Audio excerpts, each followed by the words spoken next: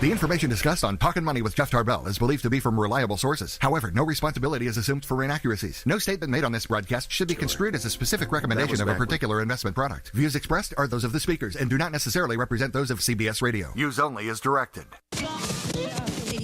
Smiles, everyone. Smiles. And prepare yourself for... Show me the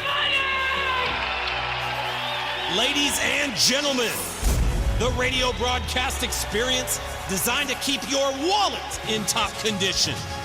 It's Talkin' Money with Jeff Tarbell. Talkin' money. Talkin' money. More money, more money, more money. And now entering the studio, your guru for fiscal fitness, Jeff Tarbell. Right. How you doing? Good morning. Get my volumes all straightened out here. It's either blowing me out or blowing me out. This is the problem when you have really good headsets. They work. That's right. I don't have that problem. You don't have that problem. Nope. You got the old set there. A little duct tape. Lots of activity going on in the studio this morning. Saw a small little football player walk by. Lincoln Kennedy is in the building. I was gonna mix it up with him a little bit, but I don't think he'd feel it if I mix it up with him. That guy's a big boy. I guess he's in studio today for I don't know what's going on there, Chris. There's all kinds of stuff going on in here. He's doing a question and answer with some of the winning listeners from this station. Yeah, from 11:40. Oh, what time's that get off? Right after the show, so 10 o'clock. Oh, okay. We better be out of here because I ain't mixing it with him. That's right. This is why I did not play football at any level, because even when I was in high school, all the guys looked like that. And just a wee bit bigger. Just a little bigger. Anyway, so yeah, that'll be going on after the show today, so you can catch some live programming here at 10 o'clock today. It's not going to be on the air. Oh, they have to come in and listen to them? Yeah. Oh, come on, let's put it on the air. Let's crank that thing up. I guess that makes it not as special if you got to come down and listen, right? Yeah, I mean, why would you want to win tickets if you could just turn on your radio? Oh, that's true. I don't know. Why would you want to listen to this show? It's all kinds of whys. Now, will there be free Bud Light in there also? Is that also going to be part of the deal? I know they're getting a free lunch. So okay. All right. Should be good. We'll throw in a few beers. That is the voice of Mr. Christopher Laud, who we start every show the same way, and I actually got a question for him. I actually had to ask Chris a question in advance. I was so perplexed, but I'll get to that in a minute. But anyway, what's on your mind there? Because you're not wearing a soccer shirt today. I'm not, but it is the start of the season, which is seriously my favorite part. I'm watching on TV, I'm watching on the computer, I'm watching on my phone because NBC does an amazing job with their soccer coverage, and so I'm just really. I hate how you feel because I'm so excited for the soccer season. I'm seeing soccer, but my team doesn't play till tomorrow, so I'm just like kind of a letdown, just like a ball of anticipation. And I'll tell you, I'm kind of into the soccer thing now. It irritates the hell out of me. I don't want to be into the soccer thing. Me too. My sixth grader just started Carmichael soccer. Yeah, but see, that's why I was not into the soccer thing, because that wasn't really soccer. It was bunch ball, right? Everybody runs around and follows the ball around. But I actually see really good soccer played really well. Yeah, it's pretty fun. Particularly, I always like the national things anyway. So this was my question, Chris, because I didn't get it. And I mean, I do now, but this was the out of the Wall Street Journal sports section, which is basically just one page. 639.9 or 640 million, basically, total amount spent in transfer fees on Real Madrid's starting lineup for Tuesday's UEFA Super Cup win over Sevilla FC, the most expensive soccer team assembled in history. And I didn't know what that meant. So you want to give us the Reader's Digest version real quick, what that means? So a transfer fee is almost like a trade. When we think of a trade actually, if you want to think about like in baseball, a lot of the times with the A's, you'll see like cash consideration for a player. So instead of trading for players in soccer, they basically pay for the right for a player's contract. So a guy, so Gareth Bale was the big one last year. He's playing for Tottenham. Real Madrid said, we want him. We will pay the club $130 million for the right to sign a new contract with them. You cancel your contract and we'll sign a new contract with them. Tottenham says, hell yeah, we'll do that. For one dude? Yeah, so think about it. If you're like the A's in baseball, who are phenomenal at developing young talent, but they can't seem to keep anybody. I mean, they do real well, but then the guys go on to sign huge contracts somewhere else. So this money's going to the club, but you said part of it goes to the player. 10% goes to the player. Okay. So I was telling you earlier, you always see all the time, not to believe any of the transfer rumors because you'll always hear everybody. If they're any good, it's always, oh, they're gone because the agent is putting it out there because they get a percentage of what the player's making. Of course. Yeah. Okay. And then even that makes it even weirder. I think it's kind of funny. There's other people that have part ownership in players. So a lot of times you'll hear like a 3-person deal where they have to work it out with the team and whoever else has a percentage. And his third cousin and the guy that runs the Coke machine. So that's $639 million, and that's just in the transfer fees. That doesn't include the salaries and all the other stuff that goes on. So that's if you look at them, Gareth Bale got $130 million, and then Cristiano Ronaldo, who's the big name, that's one of the guys that everyone knows, he got $90 million. I believe it was like about 4 or 5 years ago. So that's just 2 players. So so how much is Ronaldo's contract? How much does he get paid? I'm sure. I don't know what he's making. You hear weekly. You don't hear like yearly. So you'll hear like weekly. Yeah. So you'll hear like he makes $250,000 a week. Okay. So I mean, if someone traded for me and paid the owner $90 million and I was getting $250 a week, I wouldn't be so thrilled with my new deal there. Anyway, that's interesting. Okay, so soccer's big money over there. Speaking of, go ahead. Did you see this? Richard Kinder, he has to do with the Kinder Morgan pipelines. No. So he gets paid a salary of $1 a year, $1 annually. That's slightly above what I get, but go ahead. But he's getting dividends of $1 million a day.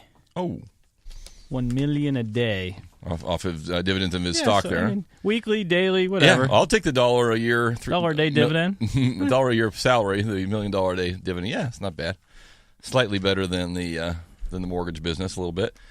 Hey, we got a full show lined up for you today. If you are in studio with us this morning, gentleman who I've known for a long time, used to be, we got a mortgage related. Yeah, absolutely. We got to turn. Is your microphone on there? Flip that switch up. The one little switch say up on there, on off. I don't know. Or maybe we got it. You got him on there, Chris? Okay. Oh, that's number 2. Now I'll try it, Jack. Here we are. There you go. How are you doing? I'm doing phenomenal.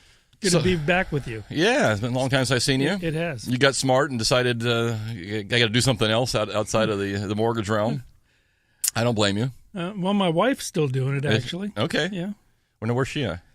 She works in Citrus Heights mostly. She's also the vice mayor of Citrus Heights. Ah, okay. And now you're doing a little energy-related stuff, so we'll talk about that today. We're having a lot of fun with this, Jeff. A lot of fun. Good.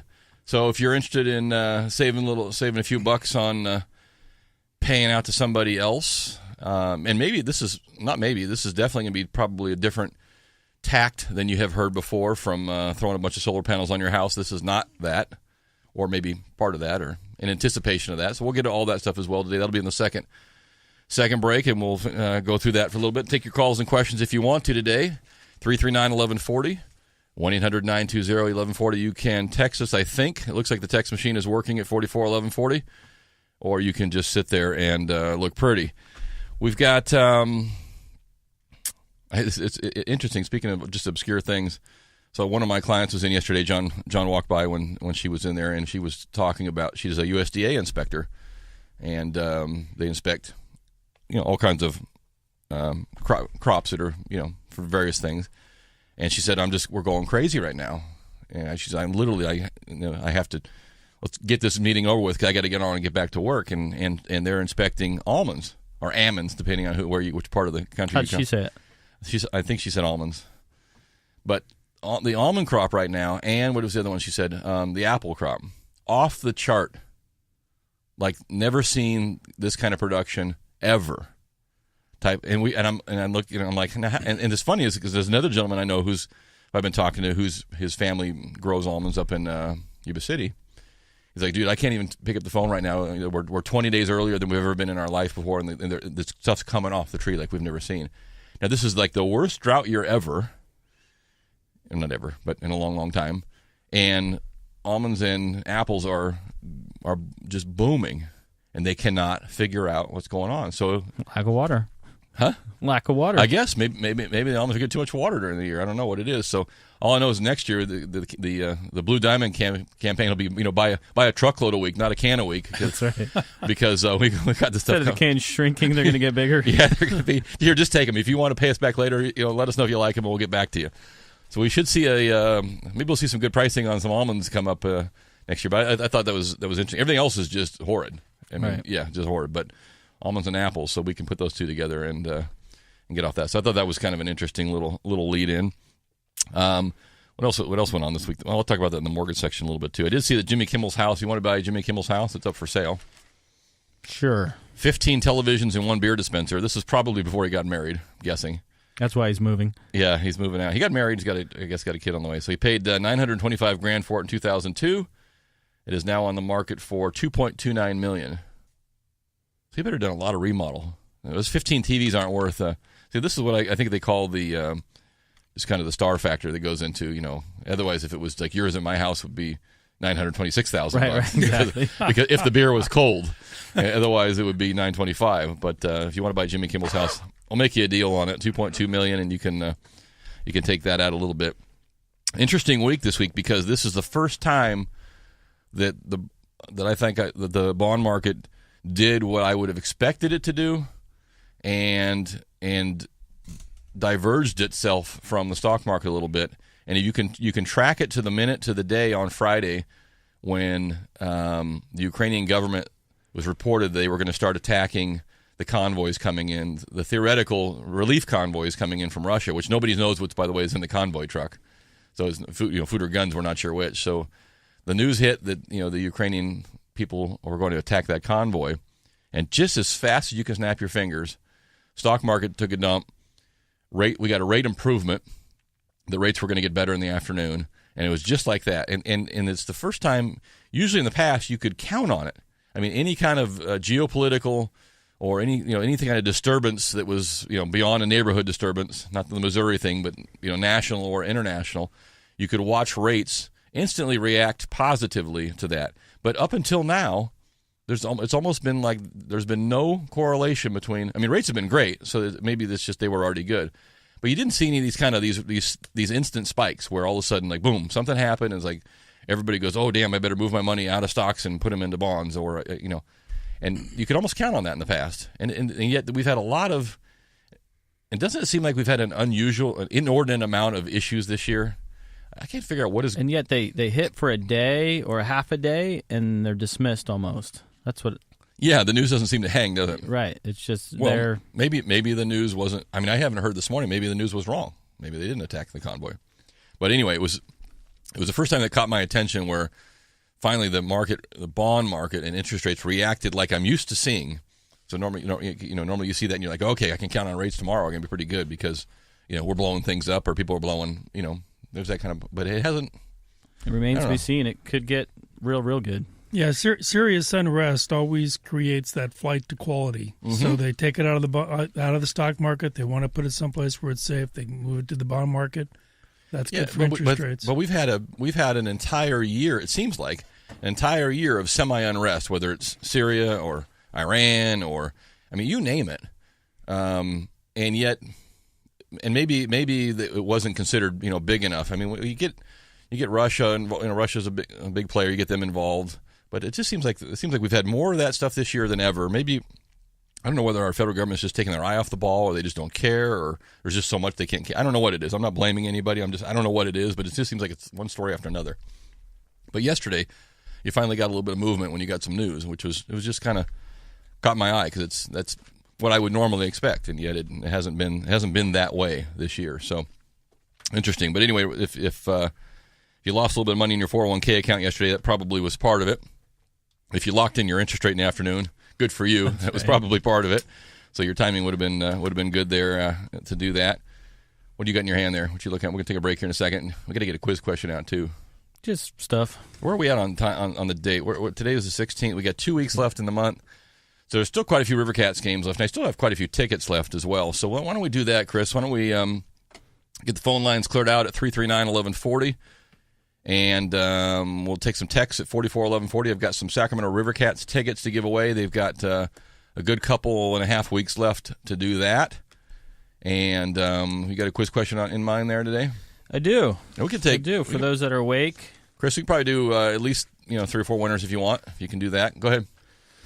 So yesterday, Coca-Cola pays $2 billion for what? What did Coca-Cola buy yesterday for $2 billion? Was it that whale on the back on the other side?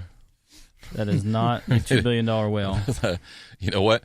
That probably is a $2 billion whale. I know those guys. Although SeaWorld is planning to double the size of its orca habitat in San Diego. You know what? That's a good example of people putting their discretionary dollars at work.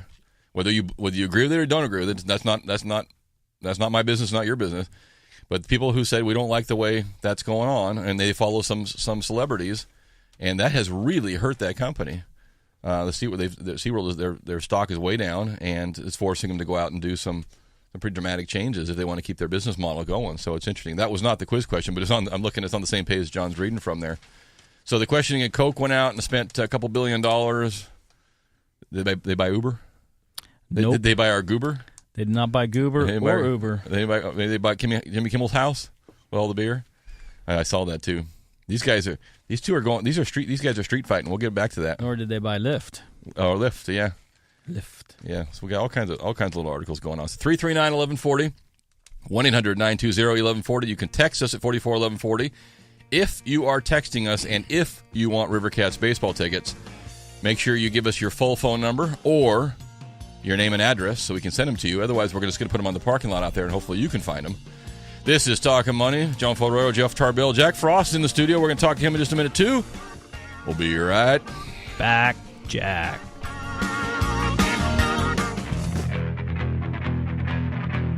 Talkin' Money. Well, alrighty then. We're back to Talkin' Money with Jeff Tarbell. Right. How you doing? Looks like everybody's had their energy drink this morning because they got the right answer. So the better question, Jeff, is for $2 billion, what percentage of Monster did they get? They didn't even buy them all. I thought they got the whole thing. Nope. So I don't know. Well, I was off. I figured it was 100%. 16.7% stake in the energy drink. Yes, that means the Monster Company's worth how much did you say? $12 billion. Oh man, that's a lot of caffeinated drink right there. $12 billion. So Coke owns part of that, and I thought the article said that even Monster sales were dropping down a little bit too. A little bit, but it's still taking over some of the slackening global sales of soda. Yeah, well, that's probably why soda sales are down. But you're still talking about a product. I mean, I don't know. Does anybody over 40 years old drink an energy drink? Probably not. My brother-in-law. Okay, one guy. But so you got a population that's generally aging, and you got a product that appeals to. But still, even though there's still a huge segment of people that are under 40 years old that are drinking those. But you got Red Bull's got what was their value? You said a couple billion, or no, they made a couple billion just in profit. You said $2.2 billion. See, that's if we don't show up on the radio next week, John and I got hired at Red Bull because we both want to work there, and I don't even want to drink this stuff. I just want to work on all the cool. Oh, all the different things they're doing. Yeah. Absolutely. I just want to work for the video company or do some of the stuff like that. So we'll talk a little real estate this morning. Got Jack has joined us this morning to come in and talk about some energy related items. I was just sharing with these guys before during the break here this morning that I have a great way to dispel the myth about manufactured homes and how inexpensive they can be. If you look at the where is it? Paradise Cove Mobile Home Park. A little town called Malibu, California, sits up above the water there. And the average price in there looks like it's running about $2 million for a home that is still on the frame. And the recent listing, 2,200 square foot, 4-bedroom trailer, hot tub, 2-car garage, is on the market for $3.75 million. Now, I'll give it to you. It's one hell of a manufactured home. You look inside. Wow. You look inside of that. You probably wouldn't know you were in a manufactured home when you were in it, but it is in fact on a steel trailer, a steel frame, and it is a mobile home park, which means that you probably don't even own the land underneath it. You are renting the space, so you got to pay $3.75 million, and you got to cough up your $180 a month in rent. So you probably can afford both. But anyway, if you're looking for manufactured homes, that may not be the best place to start, but give you some good ideas. So. And I'm sure those are fairly insulated and energy efficient units down there. Yeah, those are pretty cool. So, Jack, what are you up to these days? Well, Jeff, we're CHIRP is an acronym for Community Home Energy Retrofit Project.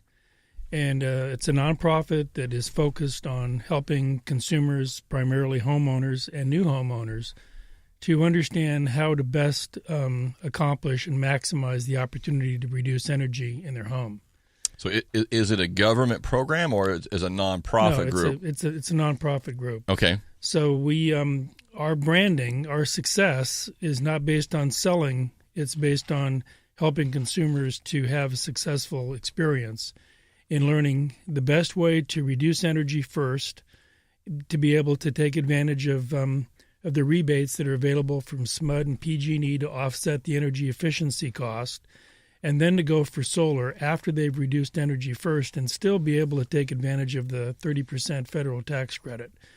Then the third part that we teach them is if they don't have the cash, they don't have the availability to be able to pay for this through a line of credit or some other asset option, then we introduce them to a range of energy-efficient financing programs that will work for them regardless of whether they have equity in their home, regardless of whether they have perfect credit, and regardless of whether they have income. So there's a lot of options for homeowners to be able to finance these energy retrofit projects. And at the end of the day, they follow the guidelines that we teach them. In the majority of cases, we're able to show them how they can create a positive cash flow through their home using this process with little to no money out of their pocket. So you have, let's use an example, and does it apply to? Do you have to be? I know a lot of these companies only focus on, PG&E customers because the rates seem to be, much higher than, say, City of Roseville or things like that. But does it apply across the board regardless of your energy? Yeah, it applies across the board. And let me just talk about the rebates for a minute. The rebates for SMUD right now are up to a maximum of $5,000 per home. PG&E just recently raised their limits from $4,500 to $6,500. And a little known secret, the $6,500 is really not a limit. They're advertising it as a limit, but if you reduce your home even more, and solar doesn't count in the rebate, only energy efficiency type of improvements count for the PG&E and SMUD rebates. But if you happen to live in Citrus Heights, as an example, or some other areas in Sacramento where you have both PG&E and SMUD, you can actually double dip, which we did with our home that we recently retrofitted in Citrus Heights.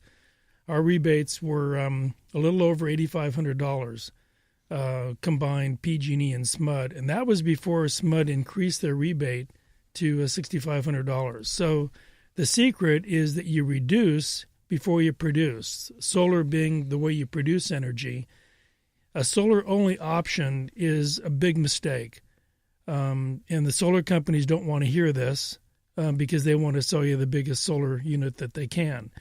But when you reduce your energy use first by a wide range of energy efficient improvements that we teach homeowners how to take advantage of, and then you're able to reduce that reduction in energy with the PG&E and SMUD rebates, you're not even paying all the money for that. So you're getting free money to help you reduce, which then allows you to put a lot lower solar on it, still getting the federal tax credit of 30%.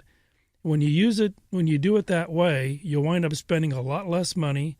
You'll wind up reducing the energy in your home to a much greater extent. So the overall process will be, much better in the end. You said a positive cash flow. So are you talking about in a scenario where your system is actually generating then cash or generating power beyond the consumption of your existing house, so it's going back to the energy? What I'm talking about is the payment on the, let's say let me give you an example of how our project worked in Citrus Heights. Our combined PG&E and SMUD bill was $375 on a home that was 2,200 square feet. Okay. We got a quote before we started, and I already knew this was going to happen, but I did it because I wanted to document the case. I went to a well-known local solar company. They checked out the PG&E and SMUD bills on my home, and they recommended 14 kilowatts of solar on a lease for around $50,000, but nothing down, and I could get into the solar lease. Now, because part of our energy was gas, and because gas cannot be offset by solar, right, they were only able to give us a projected overall energy savings of about 70%. So the numbers you want to remember are, I could have done a solar-only approach, no energy-efficient measures ahead of time. I wouldn't have owned the system. I would have leased it, which is another problem. Which is another huge problem. We can talk about that later. But right now, I want our listeners to understand the difference between a whole house approach and a solar-only approach. Okay. So we spent about $21,000 on energy efficiency first. This is insulation. This is more efficient HVAC. This is duct leakage in the ducts, which are now not leaking anymore. It's insulation. It's a high efficiency motor on our pool system. Mm-hmm. It's LED lighting. It's a combination of a lot of those things. And when we did that, we reduced the energy use in our house by over 50%. Over 50%. Then we got 2 checks, one from PG&E and SMUD, for about $8,500 to reduce that cost. So our net cost after rebates is only about $12,000. Then, instead of 14 kilowatts of solar, we only needed 5.2 kilowatts of solar. Mm-hmm. That cost me $19,500, which is a heck of a lot less than a $50,000 lease. We own the system. We still got a $5,800 tax credit. By the time I got done, I spent less than $25,000, and I reduced the overall energy in my home by 85% instead of 70%, which is what a solar-only solution would have done. Now, this is the other kicker. If I want to sell my home at some future point in time, those solar panels are worth something. Right. And there are different PV solar calculators that are available. I just saw a new one that just came out from Lawrence Laboratories. I put my system calculations into the computer, and based on that formula, my house is worth about $15,000 more because of the solar. Now, remember, I paid $19,500. I got a $5,800 federal tax credit. So my solar panels are worth as much money now on the roof, producing a heck of a lot of solar energy for me and reducing my energy bill than I paid for it. Yeah, so what is your energy bill? You went from $375, which included gas. Yeah, it's about $50 a month now. Okay. So you're looking at $300, so you're saving about just shy of $4,000 a year. So you got to take that in consideration too. What right. I know we got to take another break here in a second. What I want to do is come back and talk about how. So this is one of those things that I know someone who's listening says, "Hey, boy, geez, Jeff, I'd love to take my bill from $375 to $50 a month. You idiot! I don't have $25,000 to write a check for." So we could talk about some of the ways, and that's where the positive cash flow comes in. So we can talk about that after the break. Yeah, and then certainly, the leases are a whole other story. But I'll tell you from the financing end of things, when it comes to either even refinancing or someone buying a house and how that lease gets dealt with, it is not easy. It's not impossible, but it is not easy.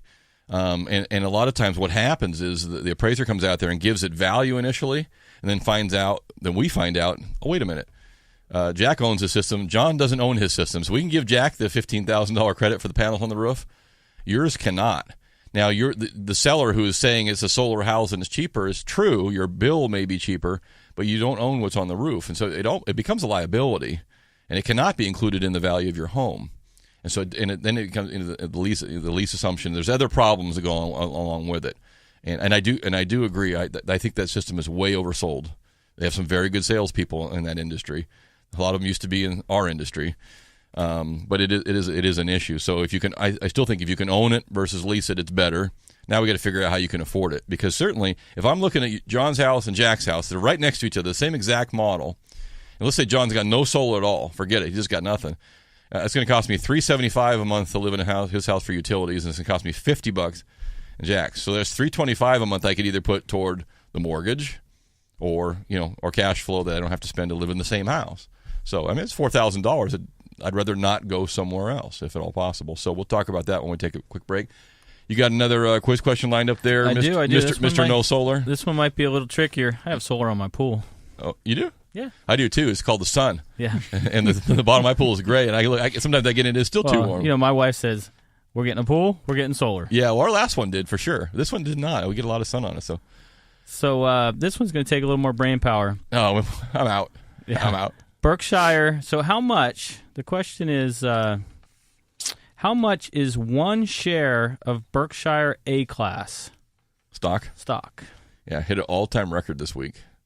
I don't know if that was before Friday's issue or not. But that was Thursday. It was Thursday. Okay, so one share of stock. You're probably looking 50, 60, maybe even $100. I don't know. One share of Berkshire Hathaway Class A stock this week. What is the price for one share of stock? $339-1140. 1-800-920-1140. We got a lot of the Monster people were easy. Let's see if they get some Monster drinks going. This from the 916. Expensive sugar water, high blood pressure in a can. Hey, I didn't say you had to drink it. I just said I wouldn't mind owning 1% of something. That's right. If you know the answer to our quiz question, how much is the one share of the Berkshire Hathaway Class A shares of stock this week? And if you got some you want to get rid of, you might be able to afford that solar system without any questions. This is Talking Money. We're going to be right back, Jack.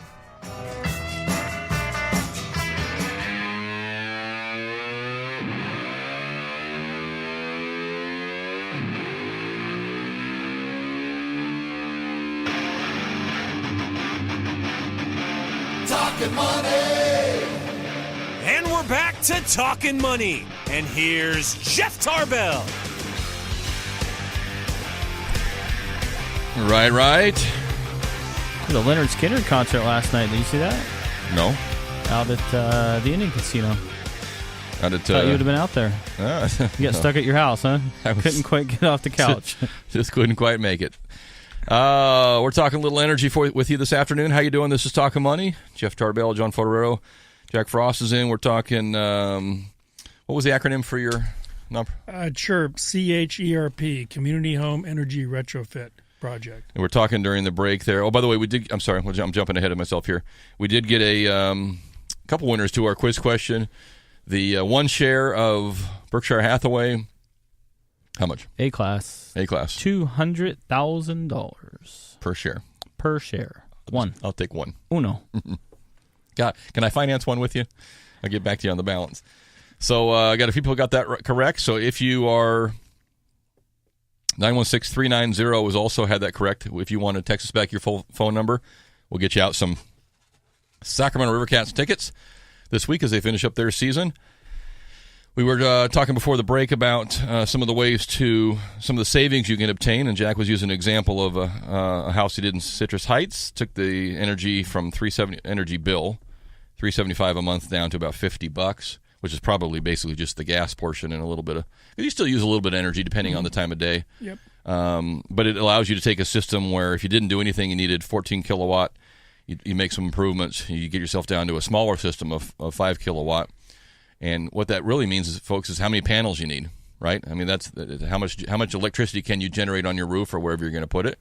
So obviously, the smaller system you need is cheaper to get in, and so everything becomes a little bit cheaper. My question was, well, first off, we cover all the good stuff always during the break on the show, but what are some of the things? What do they do? I mean, how do you get the need for your system to go down from 14 kilowatts to 5? I mean, that's the big chunk of the deal, right? What was an example? What are some of the things that they do to the house? Well, the biggest bang for the buck, particularly on older homes, is what we refer to as a shell seal. A shell seal is when you actually seal that the plate that goes around the exterior of your home in the attic to make sure that air isn't leaking out of there. You don't want any air that you're producing, air conditioning and heating that you're producing in the building envelope, in the living area of your home.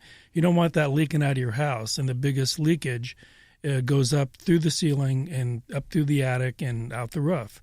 So you want to seal that off. And then once you seal that off, you want to put adequate insulation in there to keep the heat and the cooling in the building envelope. And it's amazing, but they do a test on your house, a blower door test on your house to to determine how much air is leaking out of your home. And that almost like a pressure test, right? It's exactly what it is. It's a pressure test. They also and that's how they determine how much air is leaking and where the air is leaking out, so that they know exactly how they need to solve that problem. The other problem that almost everybody has, even some of the newer homes, is leakage through the ducts.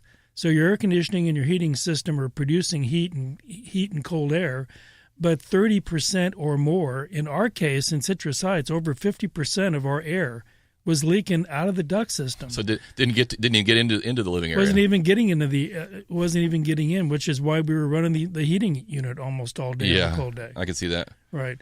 So that's a big one right there. So that's a big one. And the air conditioning, a lot of the air conditioning companies today are really overselling much bigger units than they really need to be selling.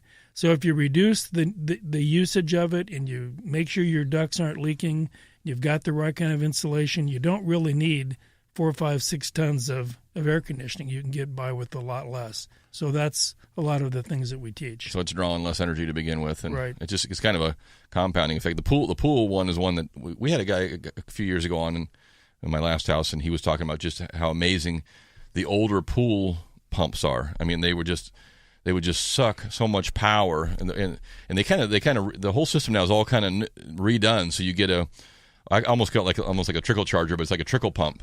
So mine, instead of running at full blast for X number of years, runs at a longer period of time. It just runs at a lower flow. Just kind of pushing that water through a longer period of time. But the energy use, as you said, similar to like a candle. I mean, it just barely uses any energy. But and that's another big area, Jeff. Most pools today have 2 motors. They have a motor that runs the filter. They have another motor that runs the pool sweep, so they don't have to vacuum the pool all the time. Right. The new technology pool motors, not only are they really, really high in efficiency, so that they run with a lot lower and quiet and quieter, but they also can run both your pool sweep and your pool motor simultaneously, and they have a payback in about 16, 18 months. You get all your money back. So a really good place to invest some money that's really going to be a rapid payback is in the new pool motor technology. Yeah, and of course, I know everybody who's listening doesn't have a pool, but a lot of people do. But it's one of those things, it's not right in your face. The pool equipment's over there somewhere, and it's like, so as long as the pool doesn't turn green, I guess I don't go look at it. But when I look around now at people's houses or people looking around, I go look at the equipment, and I'm like, holy cow, that thing is a dinosaur. That's got to be just sucking your dollars right through the pump. And so, and it's one of those things that, I mean, nobody goes out and goes high fives their buddies. Hey, I put a new pool. You got to come look at the pool pump. This is awesome. It's just boring. It's like me and my wife now putting in sewer. Like, hey, nice job. This is awesome. You got a sewer line in. Well, when the toilet flushes and it goes down, you'll be thrilled. That's right. But, so it's one of those things that the non beautiful cosmetic things that you got to put in. So let's talk about some financing, some ways to do this thing. Now, John and I, through the mortgage business, there are some ways to do them. For those of you that are using FHA financing and if you're buying a house, there is a product called the EEM, the Energy Efficiency Mortgage. That is an add-on to a regular FHA loan, and they will let you do some of those things you're talking about, energy-related items, particularly if it needs, windows or doors, or the HVAC system is a great example. And all they really do there, it's very simple. They take a look at current usage by this monster ton machine that Jack's talking about, and they say, wow, that thing is completely inefficient, and if you put in this new, more efficient, smaller unit, your bill goes from here down to here. And so, you have to pay the loan back, but so you borrowed, let's say $10,000, your payment on that was $60, but you saved $120 a month in savings. Boom, you're plus $60. You can add it to your mortgage. It doesn't have to be included in the appraisal. You don't have to qualify for that payment in terms of your debt ratio. So that's one way of doing it for small amounts if you're getting into a loan. The 203K loan, the construction rehab type product. Everybody thinks you have to buy a house and do a 203K. You do not. If you have an existing house now, like Jack's talking about, to find a house in Citrus Heights, boy, I've been living there for 25 years. I like the neighborhood. I don't want to leave. But damn, everything I look around me is old. Not only do I want to replace the refrigerator and the dishwasher, like Jack said, the thing's sucking wind out through the top, and my pool equipment's old, and you could do a 203K rehab loan on that product. Come in there, pay off your existing mortgage, and do the improvements. and make it into one new loan. It's a great way to do it. But so let's assume those two. But we still have people that are in their houses. They may not have a lot of equity in the house. So what are some other options they can do for getting some funds for doing some of these repairs? You talked about the Matador and. Right. Well, Jeff, you mentioned a couple of criteria. Anytime you're borrowing money, there's three areas that are in play for consideration. The first area is equity. If you don't have equity, what do? If you don't have equity, you want to do an energy retrofit. There's a program called the Matador program. It's a credit union loan. They service the entire state of California. And even if you're underwater, you can qualify for Matador financing for both energy efficiency and for solar. So there's no reason to lease the solar system. Even if you don't have equity, you can go through the Matador program.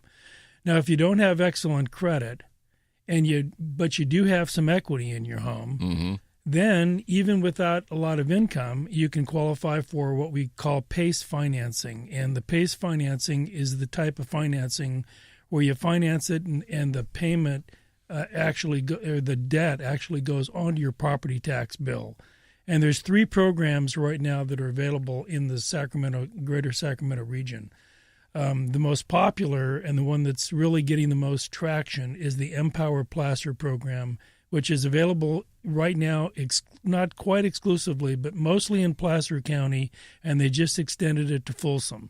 So it's all of Placer County plus Folsom right now. That is a very, very powerful program. You can do the whole project, both the energy efficiency side of it and the solar side. Is there a limit on what they'll finance? Or I think it's a 50,000. Okay. But I might be wrong on that. But okay. Probably more than you'd need. But yeah, but it's enough for most projects. Mm-hmm. In Sacramento, the Empower program isn't available, but the program called Y-Green, which is energy spelled backwards.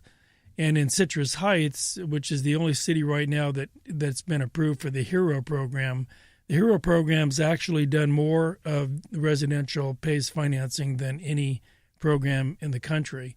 But it's just starting to move into Northern California. It's really, really big in Southern California. So those are the 3 other options that if you've got either a small amount of equity or no equity or credit or income issues, there is a program for every single situation. So there's a lot more financing available than a lot of people understand. And is that the function of your nonprofit group, is to get people into the right bucket? Right, and that's what we do. So we teach them all of the different energy efficiency measures that can be considered to reduce, so that they can maximize the SMUD and PG&E rebates.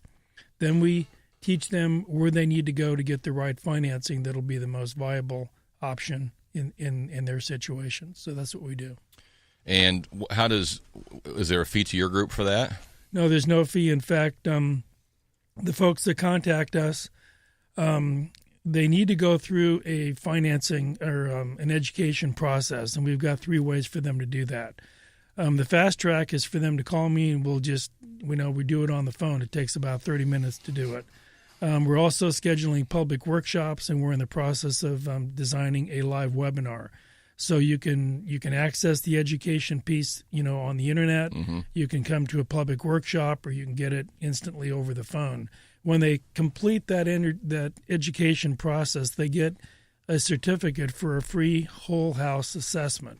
This assessment is the assessment that actually tells you how your home is currently performing, what are the energy efficiency and solar solutions that might be considered, what kind of rebates would you be able to take advantage of, and what is the financing going to look like. So before you spend any money at all, you already pretty much know what are you going to do, what's it going to cost, what's my payment going to be, and what will the relationship be between the payment and the savings on the utility bill. And in almost every case, if they do it the right way, that's where the positive cash flow comes into play. So can we give away one of those assessments today, just because you're here and you're feeling jolly? We'll give an assessment to anybody that calls in today for any reason.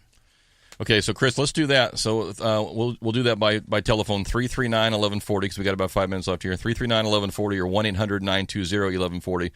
So Jack is willing to send one of his team members out or himself to give you a free assessment of the energy usage of your house and potential savings. You don't have to go through the classes or hoops or hurdles. We'll do one of them. So if you're in a house you think that might benefit you, particularly if you've been in there a while or the house is an older house. John's going, John's raising his hand, could I get an assessment?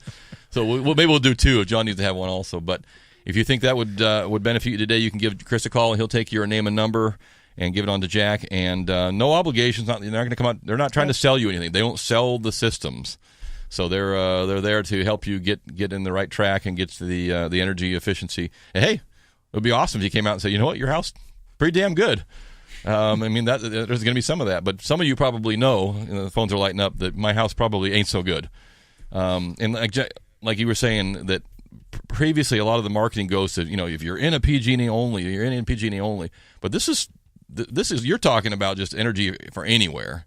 I mean, because PG&E, yes, tends to run higher than most, but if your house is blowing hot air through the roof and other things, it may be worth taking a look at. So we'll get your name and numbers. Chris, you can take the first couple callers that call in there, and we'll have Jack contact them to see who can benefit by that today.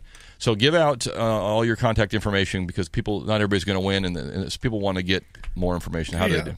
Anybody that wants to call me can reach me at 916-616-7962, or they can email me at jackfrost@chirp.net. That's CHERP.net. jackfrost@chirp.net. And does Chirp you guys have a site up and running? Yeah, you can just go to www.chirp.net.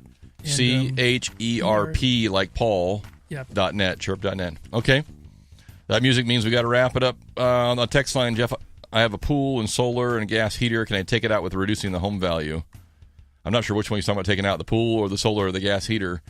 I'm assuming you're talking about leaving the pool and maybe taking out the solar or the gas heater. Yeah, pools don't add a tremendous value, and whether they have solar or gas heaters probably wouldn't be too obvious. So I think you could take out the heating part of it without making a big deal. Taking out the pool will probably cost you a little bit in terms of value. So I hope I got that right. Lots of shovels. Yeah, a bunch of dirt. All right, that wraps it up. This show will be repodcast on our Talkin' Money Facebook page. So if you missed out on something or you want to pass it on to your friends, you can do that. It'll be up there by Monday. And I will be out of town next week. John will be here. So I'll be in New York City with my daughter going to college, and that is going to be one heck of an experience. So have a great weekend, everybody. We'll catch up with you next week. And thanks for listening. Aloha, bro. Talkin' Money.